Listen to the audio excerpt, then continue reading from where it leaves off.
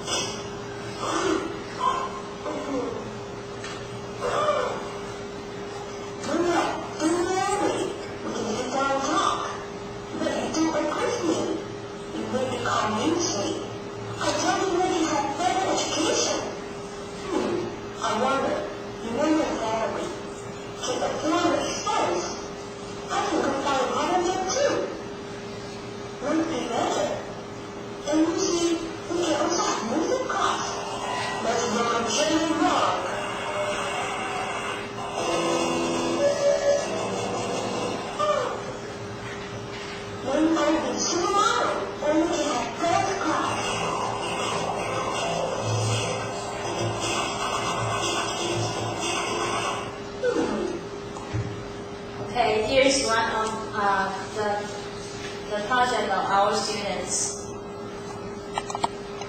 And the last part is the conclusions, which includes summary, limitations, and suggestions. So for the first one, summary, WebClass is one of the ways to train students' critical thinking. So the research question 1 can answer this question, and different strategies used could stimulate different motivation to learn. So research question 3 can answer this question, as we can see. And the limitations, because we only have 56 students, so this is a limited sample size. And in the future, we hope the sample size can be enlarged. And second, this is because this is also limited in one class, so maybe experiential group and control group could be involved in this study. And because this is limited in a technological environment, so we cannot use in a traditional classroom. And here's the suggestions. So as we mentioned, the limitations, experiential group and control group could be considered in a future study, and we can use a specific skills which can be focused on, such as speaking or writing. Okay, we can test the performance on that. So the performance could be examined after we choose a specific skill. And the last one, because this is an innovative instruction, WebClass is creation. So I hope in the future more and more research can be conducted based on this approach. So thank you for your attention.